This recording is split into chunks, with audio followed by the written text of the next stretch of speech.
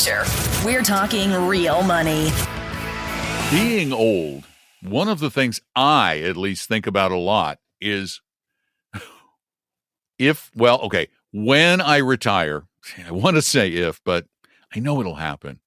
When I retire, what am I going to do with myself? In fact, there was an article in the Wall Street Journal today that was about, what people are having marital crises because of retirement, because they've got spouses that worked all the time now just hanging around the house on Facebook, getting depressed. And I was thinking about that. I'm going, what am I going to do in retirement? Which is why I'm honestly thinking about never retiring. But a lot of people look forward to it. I get it. But just met one right now. What? She says I just talked to one literally 2 minutes ago who just retired in April. Yeah. Is putting together the plan. I think she knows she should have done earlier, but I said, what are you going to do? I'm going to take it easy. No, she said, I'm going to, because it feels like it's been go, go, go. She works for a local hospital, been working hard, humping and bumping, doing all that. And she says, I'm going to do more walks. I'm going to spend more time with my animals. I'm just going to take it from 80 to 50. Just going to chill, I guess. To me, it sounds like 80 to 15. Yeah.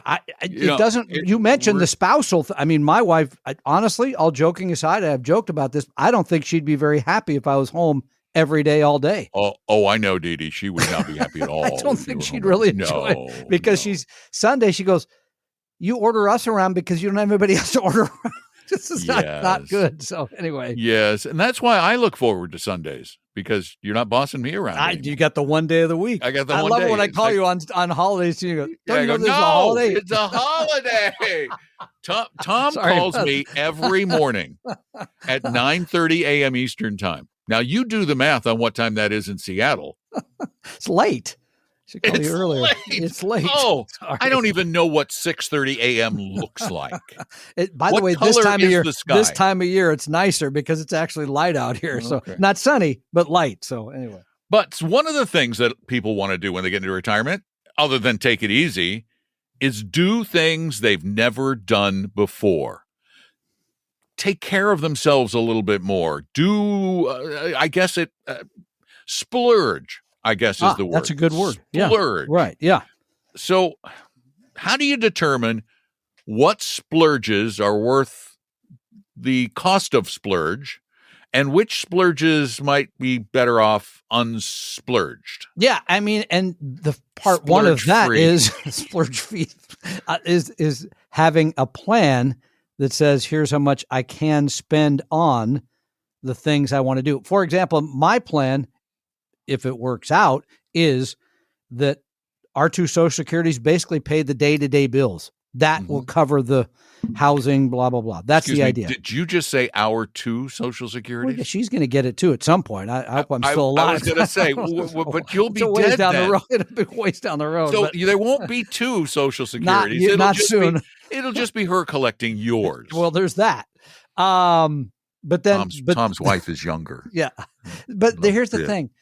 Then the other money that I've saved can go into the splurges. Now, the first one that this article recommends, which is a little weird, but where's this article from again? I don't remember. Oh, sorry. We can't plug them because we don't remember where it might have been Bloomberg Business Week, but I'm not positive. Maybe not. Anyway, the first one they recommend is high quality bedding. That's the splurge. Premium sheets and pillows made from soft, luxurious materials. Because you spend a third of your life in bed, right? Or more if you're tired. If I have spent a third of my life in bed, then the last 20 plus years have been reasonably comfortable with just regular sheets. I'm with you, but I'm just reading the list. Okay. Okay. So, all right. All right.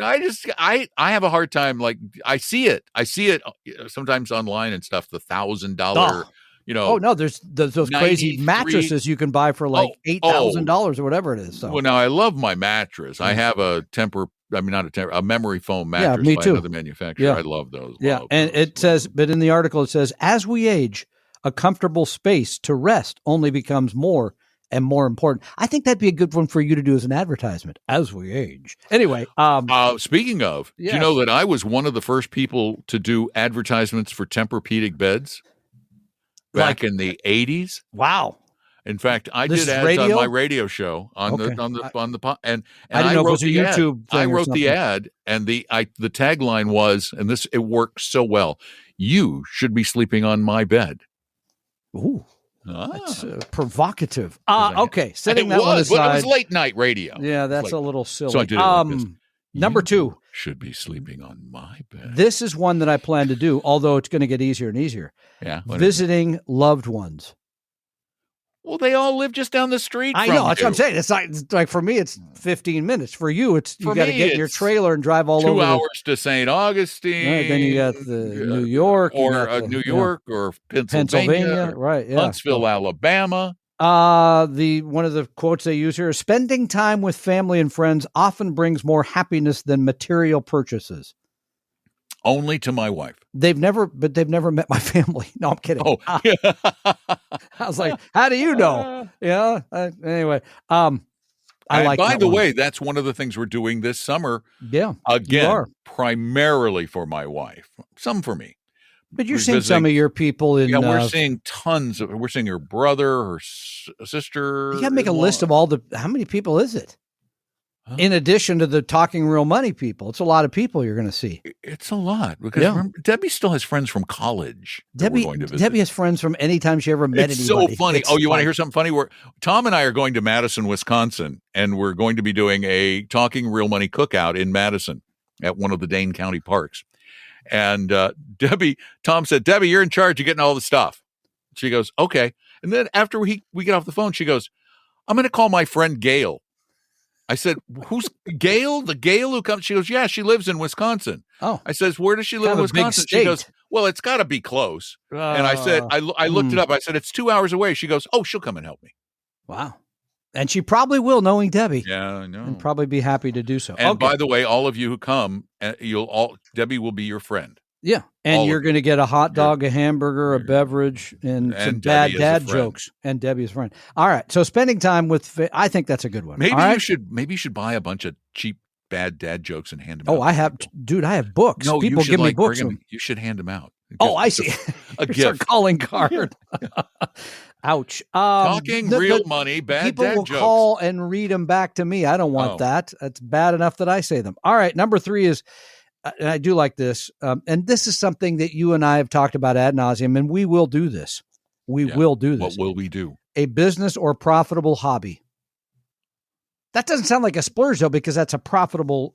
Yeah, how is that a splurge? That's actually helping. That's helping fund your splurges. Exactly, consulting, selling crafts on Etsy, turning your garage into a woodworking shop. Buying a sound booth, sticking it in your you've already done it. Look at that thing. I mean, that's luxurious. There's the booth. It's beautiful. The beautiful booth. I was thinking, there are all these guys online doing like mic shootouts and reviews and things. I thought I should do that from my little booth on video. Why not? Yeah, you deserve money it. That's one. Okay, go ahead. What else? Yeah, I like it. Here's one you're going to. We haven't heard a good splurge. Well, all right. Here's one you're going to know. I don't know if it's a splurge or not. Concierge healthcare. Oh, I know that. I had one of these. I know you did. I had one of these for many, many, many, many, many years, and it was great. Problem was when I changed insurance when I started to work with Appella, he didn't take my insurance.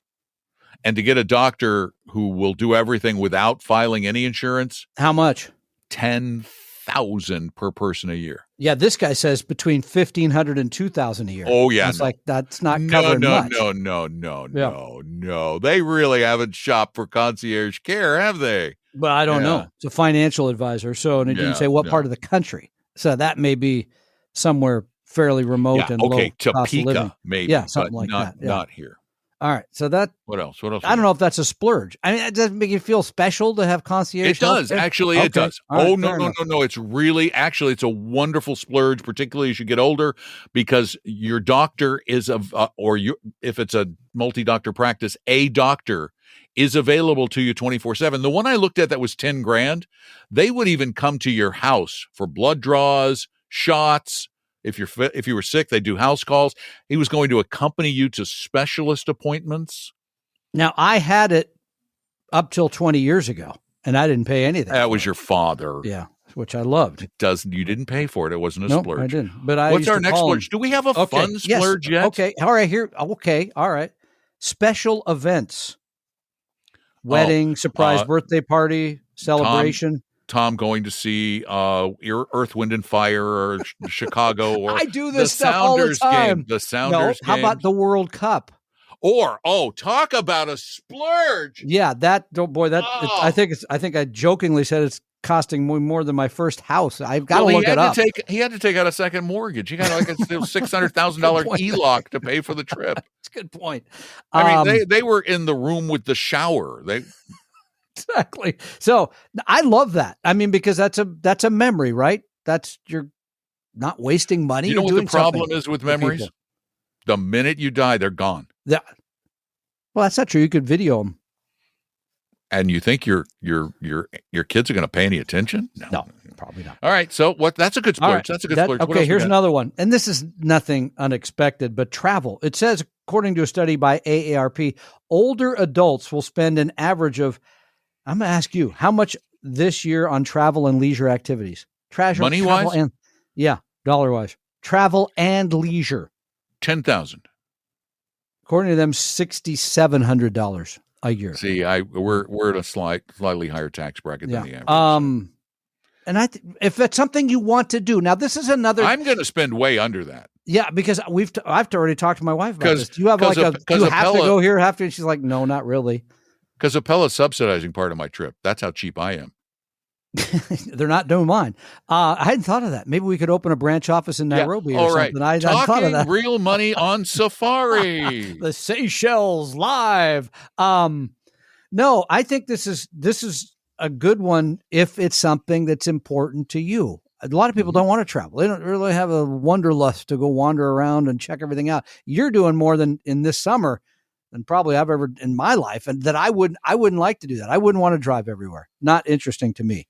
But to you, it's good. Yeah, it's the country. And plus we went to Europe and I went, it's funny. Europe looks just like the United States with a different language. Except 200 years older, 300 years older. Yeah. Okay. The buildings are a little older. Yeah. All right. Fair enough. The bread's better in France. Here's one that I don't think you're going to like this. Wellness and fitness. Premium gym, health club, personal trainer, engaging in costly but beneficial hobbies or activities. If it's for you, go do it. Go do it. Okay, fair enough. That's it. But let me give you mine, okay? That was it? That's the list. I don't think I thought there would be something really unique or unusual in there. Yeah. No, that's pretty run-of-the-mill.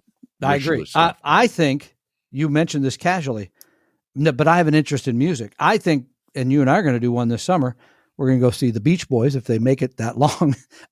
Sorry. I can't remember who's on the Beach Boys anymore. Good vibrate. And I just went and saw my favorite Carlos Santana. That's my Parkinson's. Good. In Las Vegas. But I think musical concerts, and sometimes because I think my wife and kid are going up to Vancouver to see who's that well-known woman singer? She's kind of not her. Yeah, pretty popular. Really? They're traveling for that. Is she gonna be there with her pet wide receiver? I think he's a tight end, actually. But anyway. Tight end. Yeah. Is she going to be there with her tight end boyfriend? Let's not say that. Yeah. So that's one. I also mentioned for me, this is the vibe for me. Not necessarily the event itself, but the vibe. Sporting events. You're right. I'd been to a few World Cups. I absolutely adore. And was that expensive? Yeah, that was really expensive. Mm-hmm. And that's another reason to keep working. I thought about that because if you're a regular listener, you know that I'm a literally lifelong, since they started, Denver Broncos fan, because I'm really old. While Tom is a lifelong Oakland Raiders fan. I think it's Las Vegas now. I know. Okay. But you started in Oakland. That's true. I saw a game there in I say the year? 1967. First game I went to. First game I went to, 1967. Oh, that's scary. Seriously. We were probably on opposing sides of the field. No. I was living in Houston, And my grandmother was coming to visit, who was the person with whom I was the biggest Denver Broncos fan. She was big. She would scream at the black and white television. And That's funny. She had never been to any football game at all, any. And she was coming to visit us in Houston when we lived there. And I had a paper route delivering the Houston Chronicle. And for months, I saved every little teeny nickel I made on that paper route and went down. And this is when you could actually buy tickets at the stadium because the Houston Oilers never sold out. And so I got us cheap seats to see the Broncos. Wow. And I took my grandmother to see the Denver Broncos for the very first time. Great story. In 1967. Yeah, 1967. Oh, my God, did they get beaten. Sorry about Pummeled. that. Which brings me to number 3, which is where I spend a lot of my money, in addition to the aforementioned travel, concerts, sporting events. And Don already knows this, I love doing stuff like we're doing this summer. You're going to be part of it, where I rent a house, right, on Lake Chelan, and then everybody's coming over to hang out. Mm-hmm. And we always tell them, come, don't come, whatever, we'll be there. You're welcome to it. And we do the same thing in Arizona and other places. I think spending money like that, again, because you're getting everybody together and it's fun. So I love it. Yeah, it's only fun if you're organized like you are, where you actually crack the whip and make people do some work. God. One thing I'm not going to make you do this year is climb the hill. I'm going to pick you up and drop you off down at the dock. I don't want you climbing that hill. Oh, are you at that one that's way up the hill from the water? I don't want to make you do that this year. I'll fall. Yeah, I know. So I'm not going to let plunge you do it. head first into Lake Chelan I already said I'm eaten by the monster. No, please don't bring that up. She still thinks there is. A monster? I asked her recently if she thought the Lake Chelan monster. She goes, "Yeah, Don really scared me." I said, I'm good at that. I think we shouldn't have made him sleep under the stairs. He would have been so angry. Those were the years. Things were a little tighter then. Oh wait, you made me sleep under the stairs. That's right. You remember that, right? Yeah. We didn't have as much money, et cetera. We're getting things going. Those are my suggestions. I think you should have your own list, right? Mm-hmm. And you should plot make those part of your plan. My list was always to get an Airstream and drive around. Now you got it. There you go. And is it as shiny as the one on the website? It is the one on the website. Oh, okay. I thought that was just like a demo or something. No. It's that one. The one you see on the website is our Airstream. Are you going to actually have the little logo on it, the TRM logo? I have a sign maker who's making the logo. He's going to put that on, and then another one that says talkingrealmoney.com. I'm going to have a logo for you when you arrive at my RV park, but we'll show that on the website at some point, but not soon. What? That's I don't know. Whatever. It should be lit. It's good. Yeah, like you. A little lit up. All right. I was going to say, though, this summer I actually thought about staying a little longer in Seattle to go see the Broncos play the Seahawks. Which is early September, right? Yeah, it was early in September. But then I went, why would I want to spend that money to be yelled at by Seahawks fans? Oh, it's brutal. And then I thought, I'm going to go through Denver. I'll see if I can get some tickets at Mile High Stadium to watch the Broncos at home. But then I looked at the money. How much? It was like to get good seats about $700. Yeah, that's about right. For good seats. I know. And I went, nope. I've got a high def television. Right. I can sit there. Nobody bothers me. Really well. I have NFL Sunday ticket. There you go. And they do replay, which it's harder to do when you're sitting there with your own replay. So anyway, all right. Yeah, I try to record it on my phone and then instant replay. Look at that. No, yeah. What else? A couple of questions. Questions? Yep. Mm-hmm. Okay. Let's see. I hope I pronounced this right. Marquetta, Marketa. Would you say Marquetta or Marquita? I'd say Marquita, but it's probably Marquetta because I apologize. I'm really sorry. It's all From right. Graham, North Carolina. Listen to Talking Real Money podcast 3 to 4 times a week. Thank you for that. Thank you. Says Why Marquetta. not the 5th time a week? For all the information. Friday's still my favorite show. For all the information and tidbits you share, I guess because I don't listen to the other ones. Because you're not on the Friday show. That's why I listen. I didn't go home, race home and watch my TV show. You will. By the way, either. Programming note: throughout the month of July, the Friday Q&A show will be Tom and Roxy. She's done a great job. Yeah, just did one this week. All right, question is, I'm a federal employee and invest 10% into the TSP. TSP has an administrative cost of around 0.067. Yeah, it's cheap. I have $220,000 in 100% stocks. I'm very aggressive, because I was late to the party with investing. I'm not 50 yet, so I'm not eligible for catch-up contributions. Also have $20K in a Fidelity Zero Fund account.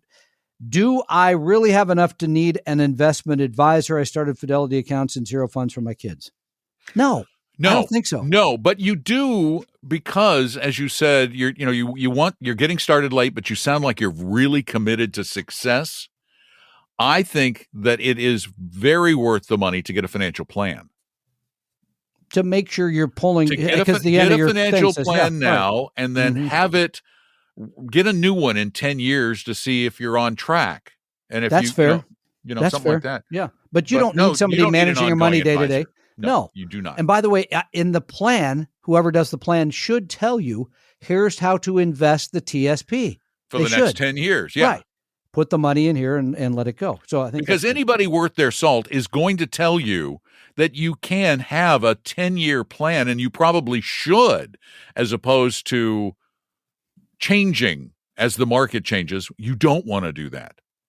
No, that's exactly right. Thank you for mentioning that. This comes from Pat in Beaver Dam, Wisconsin. I heard your advice of having an index fund to get exposure to small cap value funds. My question is regarding the algorithms that determine the stocks in the fund. If it's including the next potential Microsoft, NVIDIA, et cetera, what happens when a company makes it to that level? Wouldn't it be dropped from the fund as it's no longer a value stock? In which case, I feel the fund is never going to perform well. Help me understand what I'm missing. I'm currently looking at simplifying my portfolio in my retirement accounts, traditional and Roth.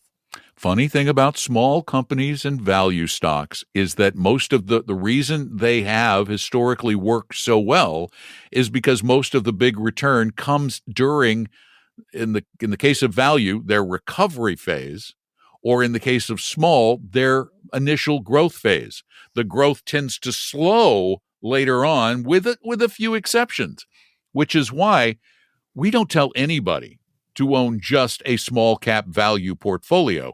It is only a small piece of the overall portfolio. We believe you should have the large cap and the growth stocks in the portfolio. Just overweight the small value because we want them to stay in your portfolio. But you're right, they will leave if they no longer meet those criteria. And the fact is, those smaller value companies have, as a group, as an asset class, while they're smaller value companies, made more than the bigger growth ones. The big growth in aggregate. You Correct. See, that's the thing. You've got to be very careful not to cherry pick your examples and say, well, I would have missed out on NVIDIA. No, you wouldn't have, because you would have purchased NVIDIA years ago when it was a tiny little company and then ridden it way the heck up before it moved into large cap. Yeah, and but we want to make sure that answer that question. Yes, they do move that stock out of the small cap value fund and move it into the whatever category large it cap is. Growth, probably at that Things point. do move around, and there are times, by the way, when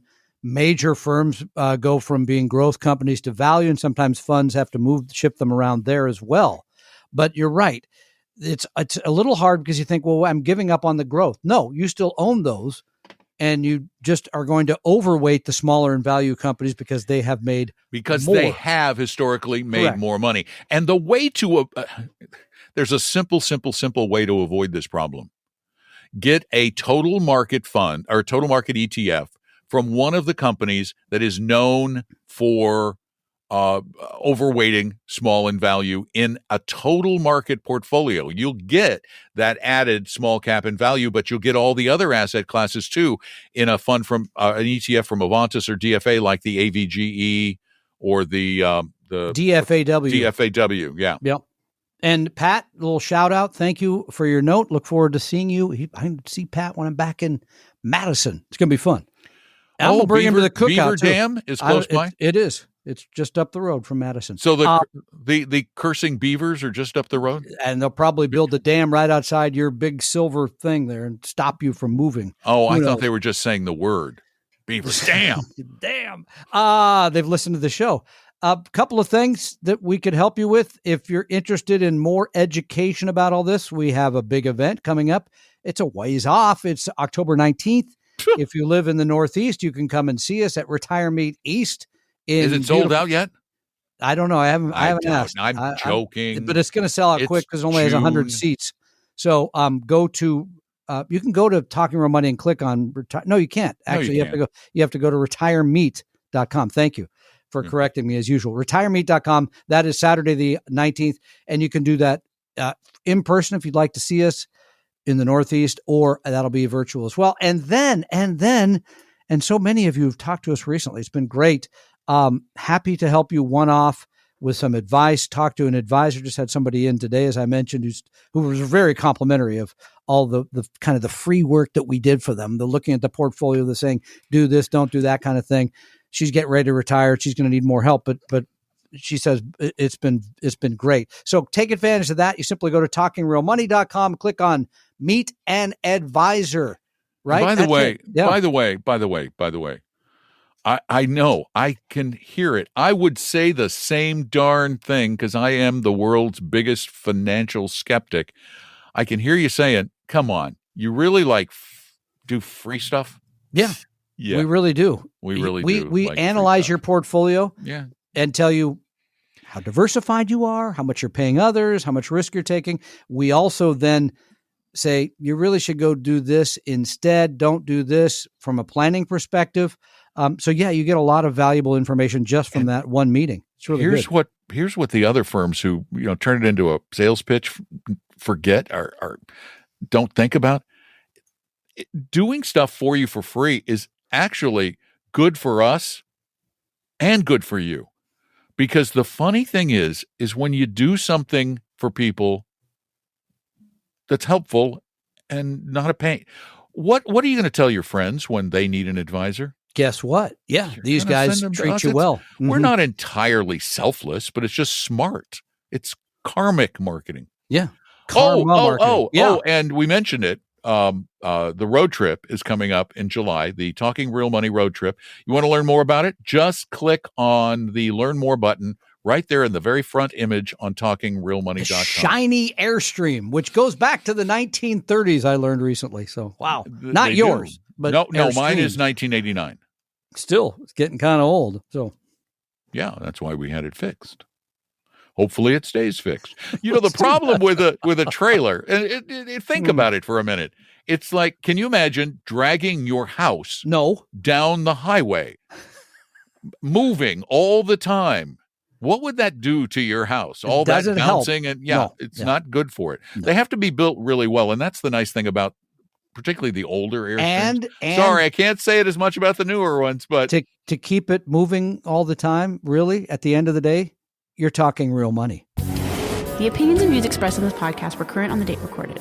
Opinions, estimates, forecasts, and statements of financial market trends that are based on current market conditions constitute our judgment and are subject to change without notice, including any forward-looking estimates or statements which are based on certain expectations and assumptions. Although information and opinions given have been obtained from or based on sources believed to be reliable, no warranty or representation is made as to their correctness, completeness, or accuracy.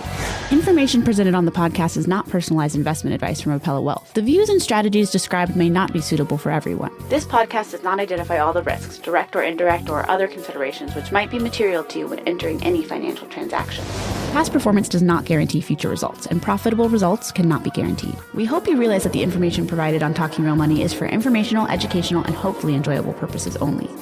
The podcast is not trying to get you to buy or sell any financial products or securities. Instead, the program is provided as a public service by Appellate Wealth, a fee-only registered investment advisor. Please see Appellate Wealth's ADV Part 2A on our website for information regarding Appellate's fees and services. Appellate Capital, LLC, DBA Appellate Wealth, is an investment advisory firm registered with the Securities and Exchange Commission. The firm only transacts business in the states where it is properly registered or excluded or exempt from registration requirements. Registration with the SEC or any state securities authority does not imply a certain level of skill or training. Appellate does not provide tax or legal advice, and nothing either stated or implied here should be inferred as providing such advice. Thanks for listening, and please visit TalkingRealMoney.com for more information and important disclosure related to performance of any specific index or fund quoted in this podcast. I think I need a nap.